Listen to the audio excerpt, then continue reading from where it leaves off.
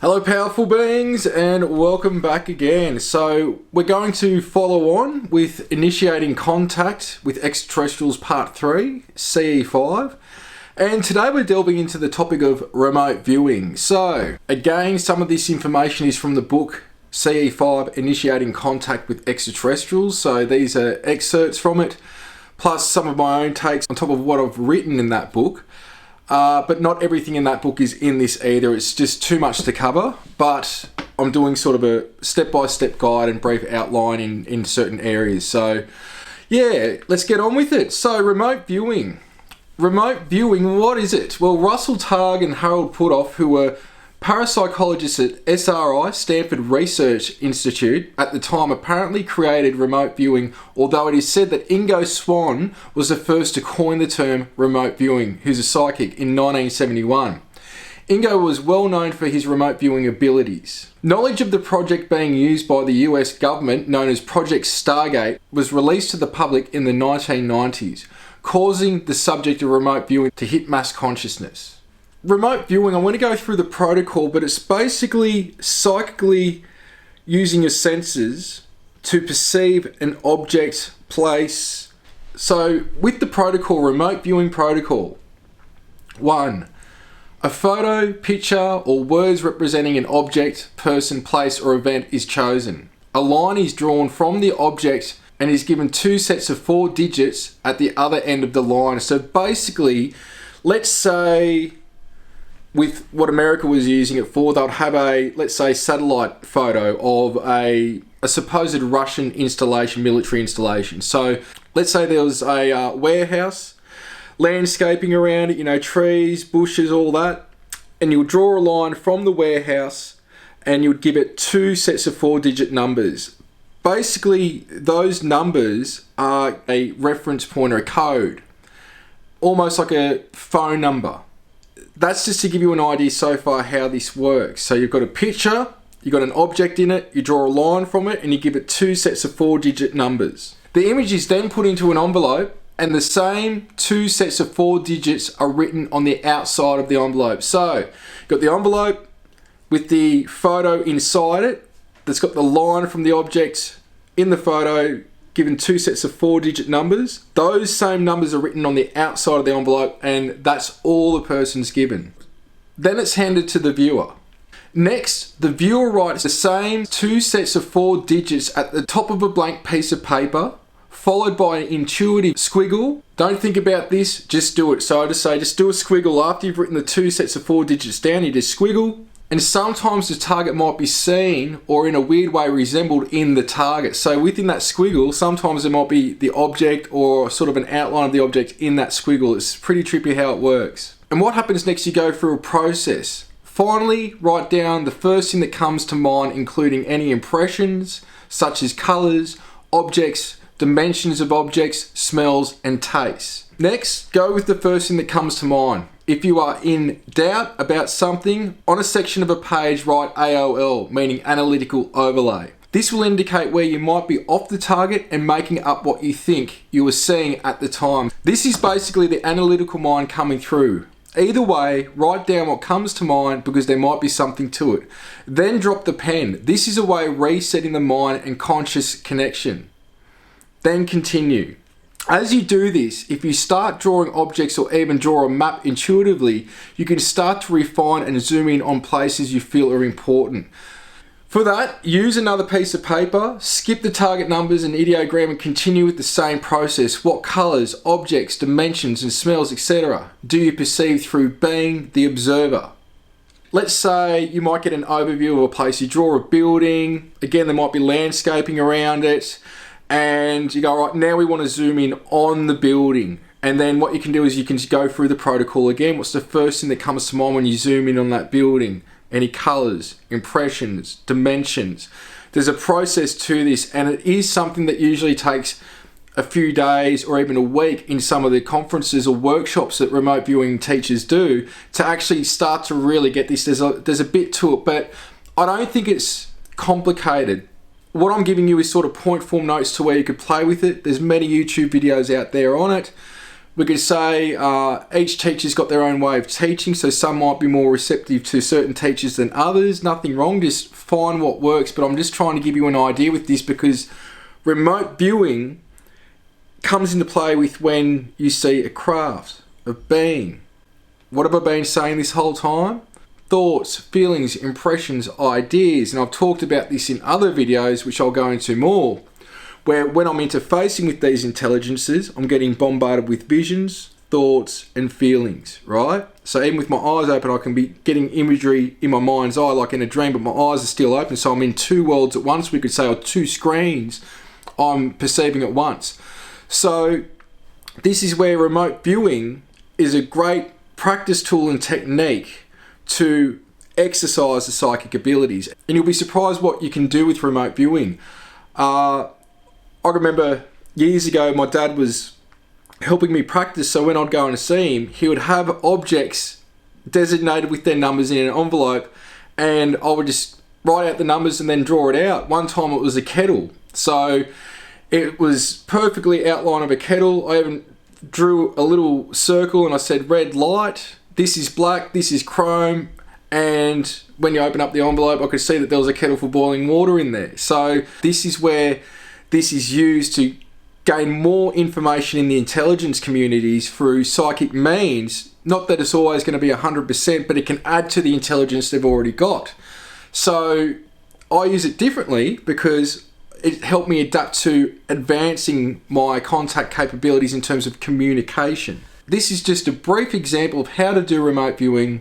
To learn more, I recommend doing a course, even online. John Vivanko's doing them. There's other remote viewers out there in institutes that are remote viewing, and not only remote viewing things, but also teaching it. So go around, do some searching. There might be some events near and local to you as well that you can go to in person, but there's many online as well.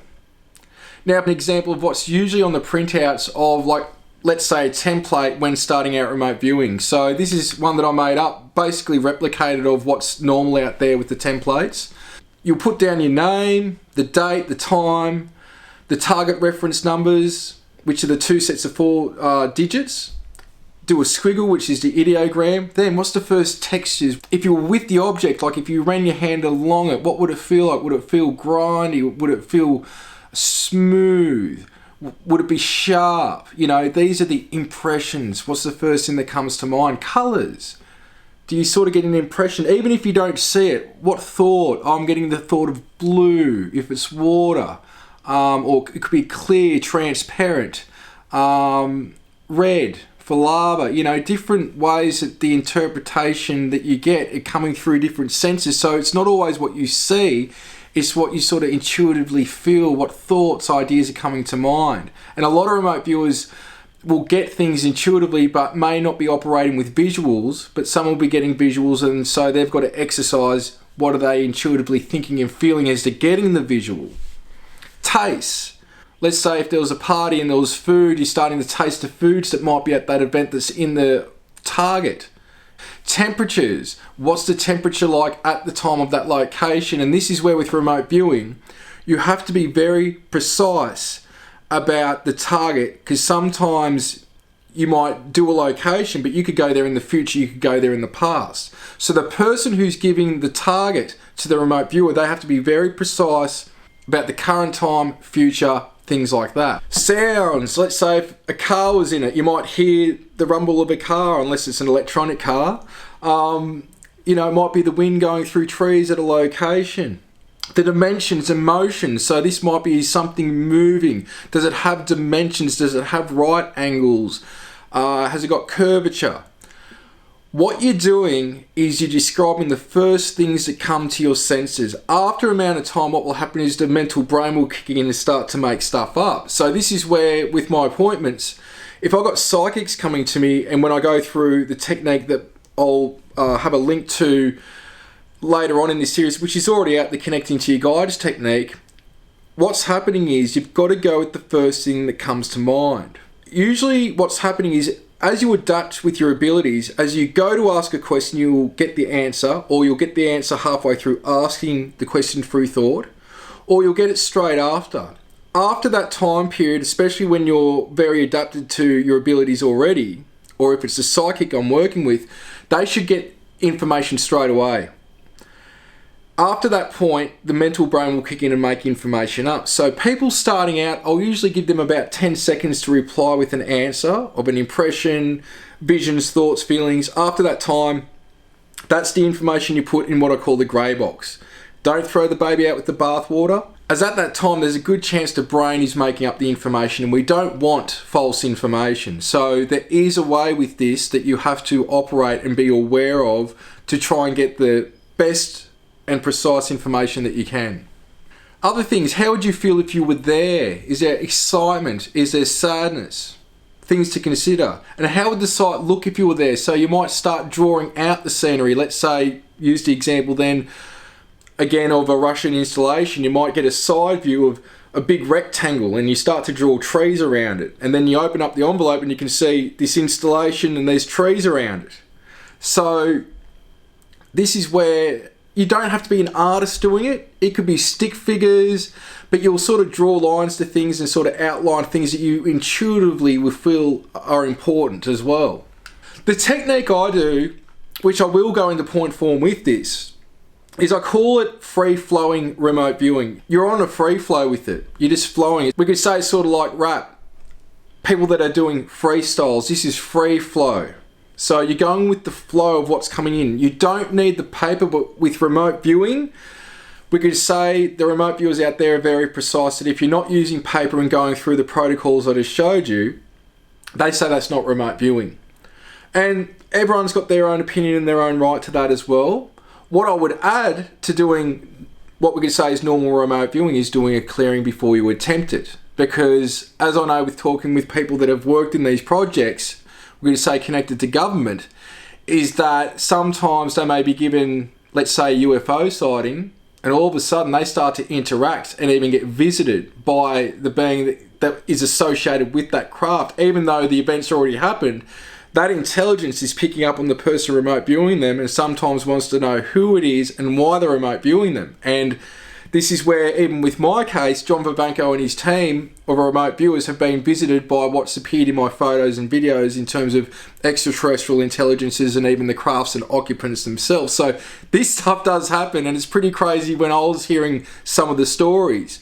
So this is why I say be careful what you delve into, because there can be repercussions of a life-shaking nature and unsettling for some as well. So with my free-flowing remote viewing technique, imagine your body and mind as an antenna receiver, centralized in the pineal gland in the physical body as well as a computer. So this is where the pineal gland is a transmitter receiver. It's made up of calcite crystals with compressions, whether it's through OMS or breathing techniques. This is where the pineal gland has a piezoelectric effect, and I believe it's tapping into the light body, which picks up on the frequency that you're resonating to or that you've got your intention pointed to. So if you're focusing on a certain thing, you start to resonate with it, that imagery can come online in the mind's eye. And I refer to the body as a body computer. This is what we could say is a biological computer. I'd say the light body is the software, and God's source creator is the wireless internet that you can go anywhere and have access to anything in it as well. So with this, imagine that through the mind, you are observing your breath and tapping into universal mind or God's mind, which can be compared to the internet. Once you start to practice remote viewing, take note of when you're correct during the process and when you're not after the fact. You might notice signs or feelings when your mind is making up information or when you were spot on. There's a process where you have to go back to how you got the information to work out the way that you operate. As an example, let's say you're given a target and then you see what the target is after you remote viewed it or psychically looked at it, and you'll write. What you'll notice is that the information would have flowed through. You would have got it as you were looking into it straight away, or a little bit after as you're sort of asking yourself, what colours am I getting, what impressions? The answers to those things will come through pretty quick. The flip side of that is when you're wrong, what you'll notice is that there's usually a big delay or second guessing. So this is where when you're right, the information will come through straight away. even before you inquire about something or straight after. Anything after that pretty much can be tainted by the brain making up the information, but there can be some good information in there too. So you sort of put that to the side. You never know. That's the you never know pile, the way I describe it. Now, it takes practice and no one is ever 100% correct. But this is why working in groups is great, in the same way as practicing the CE-5 method. All I'm going through with this is to give you some, let's say, background, history on tips and tools that you may want to play with going into CE-5. And some people will call, without knowing it as well, that what they're doing is remote viewing. They're remote viewing when they see a craft and they're telepathically communicating with it or having a dialogue and they're seeing what's on board the craft, how many beings are there, where they're from, etc. They're basically, we could say, doing remote viewing, you're just not doing it with the piece of paper. So again, this is where some people are a bit, that's not remote viewing, and then other people will say that it is. Each to their own. Now, in a group, you can see what correlates with the results of others and what doesn't. But don't throw anything out, because it might come to light later that some of what wasn't common in your group actually had some validity. Some of it won't, however. It's part of the art of practicing remote viewing. To give you an example, I can have 10 people with me go through the technique that I teach, and which is really the connecting to your guides method, but I elaborate a lot more with it when I'm teaching people one-on-one. And let's say everyone gets the same description of the being. If they're able to retrieve a location, they'll get the same location. The name's usually the hardest one. A lot of these beings don't have a name the way that you and I have a name. They acknowledge each other by frequency. So in some cases, unless it's a really well-known being, it may, let's say, give you its name as a well-known being, whether it's, let's say, Yeshua, Jesus, Buddha, Mother Mary, Kuan Yin, whoever, right? In other cases, what you'll get if you're not getting a name, and I tell people to look out for, is observing a tonality or a frequency on a loop that you can mimic with a word that when you replicate that, it acts like a universal phone number to interface and even call upon that being or intelligence. Sometimes they may give you a made-up name, a nickname, as a human reference, because if we're not acknowledging frequency, there's no way that we can sort of give this being a reference. Where in the other realms, you acknowledge frequency. It's the feeling, there's a tonality to it, there's a vibration to it. So it's operating differently from the way that we do here by giving somebody a name, and that's how we acknowledge or call upon that person, or that's what we call them. Totally different. It's by frequency. So just some extra food for thought there. After doing a clearing and then meditating, I go into what I call the free-flowing remote viewing method. There are many ways you can go about this as well. The intention is to connect, see what's in the area, or go out into space and discover what or who would like to make contact with you. If you've got a group and you go through a clearing, you meditate for a bit, and then you go into this technique, all right, what's the first thing you pick up on that's picking up on us with the intention to make contact? It could be a craft right next to you. It could be a craft or a base of beings inside the earth near you. It could be anywhere. It could be another star system, out in the universe, whatever. When you're dealing with higher states of consciousness, they can teleport from one point to another point instantly. They're not even operating in a craft sometimes, depending on the intelligence. And if they are in a craft, some of these beings are capable of going from point A to point B like that. So it's getting together, setting the intention, clearing, meditating, and then, all right, what are we picking up on? And you all individually do it. And what I say is don't talk or anything, just get in the zone and do it. Do it for as long as you can, or as long as you feel you need to. You'll sort of know when to stop. It doesn't even take that long. I can do it in seconds, but it's taken many years of practices. Sometimes I might take half an hour doing it. In groups, you might do it for 20 minutes, 15 minutes, an hour. It doesn't matter. Just stop when you feel like you're not getting much else, or have a break. Go back to see if you can feel anything else in the area. And so from that point, all right, what descriptions, thoughts do you get of what it looks like? Do you get a name? Do you get where it's from? Do you get how it's connected to you, or if it's connected to you or the group? Sometimes people in the group may have incarnated or been in certain star systems, and let's say if all of them have a Pleiadian connection, you might get the Pleiadians appearing. Or it could be something else that you've got entirely no reference for. So this is where an open mind, loving heart, and good intent are keys to making contact. If you are okay with it, allow the connection and then interact with who or what wants to communicate with you. Not just through consciousness, but also in your location. That's why, again, the clearings are important. You don't just want to interact with anything, but once you've done a clearing, if it's frequency specific, you can pretty much have a good chance that, all right, this is going to be okay. And then you might even start getting thoughts of, all right, open my eyes now, and you open your eyes and there could be an apparition of a being, or a being fully materialized, or a craft, or an orb, or smoky stuff, like, you know, like a ghost apparition type thing that I've gone into as well before. Now, first of all, going into this free-flowing remote viewing technique, first keep the feeling of love in your heart, do a clearing, and avoid trying to control what happens. And I would say expectations as well. Because every time you practice remote viewing, it will be different. What I would say is, instead of having a target written on a piece of paper with a line to it and 2 sets of 4 digits, what your target is to make peaceful contact with something that is in line with you, to help with your own evolutionary process, and taking, let's say, humanity from where we are now to having a peaceful dialogue with those in other worlds and other realms. That should be the intention for the development of us individually and as a collective, and for them as well, for the universe as a whole. Now, the following is an example of how you might want to go into the free-flowing remote viewing with the intention to make contact. Use your inner guidance and intuition when doing this, always. Your target is to make contact in your location, along with things that I just mentioned. First, do a clearing. 2, enter the meditative state by following your breath. 3, set the intention and send out a thought to make peaceful contact with those who are aligned with the awakening of humanity and the earth. Invite them in to create a peaceful dialogue with you. Now set the intention and project out an invitation by thought to anything or anyone who is picking up on your thoughts. You might start to feel energy, get impressions and ideas or descriptions of what any beings in the vicinity might look like. Keep projecting thoughts. If you lock on to or feel another intelligence, it will likely project thoughts, concepts and information back.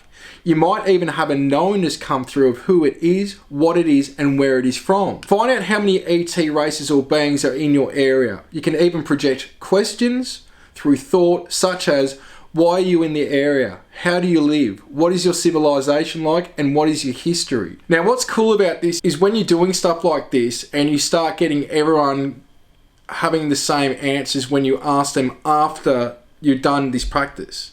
So you never lead each other on.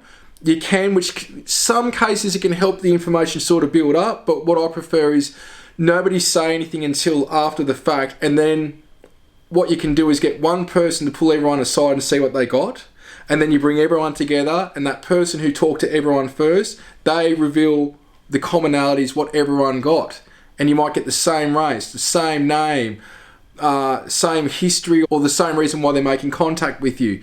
That's where it's like, all right, how can we make this up? Because we all just got the same information, or 90% of the information was correct. Like, it's pretty cool. So that's where even you can project the thought and ask the craft to move or power up, or to interact with you and do certain things, and you start getting responses, and that shows contact on the ground with you and them in the sky. This is where the beings have given me times and locations before, and then the crafts have appeared exactly when and where I said they would.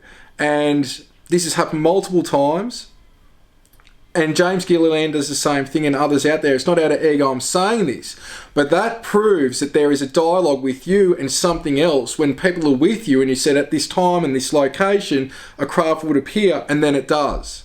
There's no other way you could know that unless you're having contact. Now, number 6, you could even start initiating contact with an ET race or inner earth beings that have a base in a nearby mountain or underground, and they might pick up on you. So this is where some of these civilizations are living with us, inside the earth, in mountains, or they might be out in a different frequency occupying the same area. 7, you could invite them to make contact at a specific location.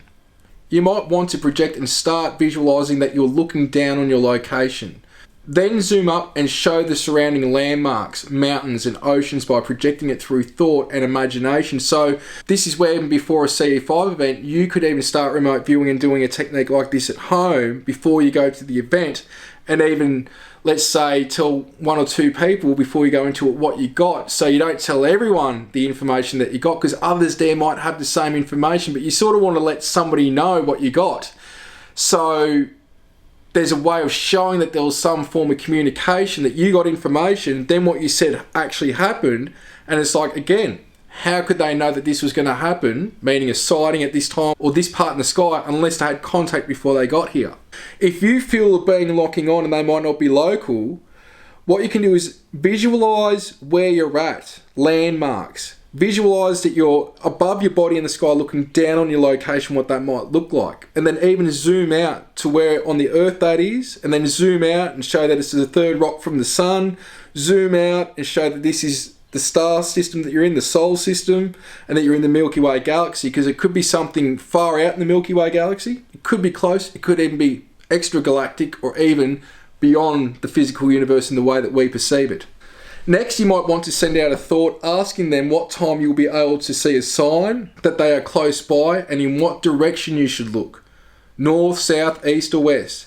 They can sometimes show a sign straight away. So you might even just get a thought to open your eyes, and then boom, you just see a flash, let's say 2,000 feet off the ground for no reason.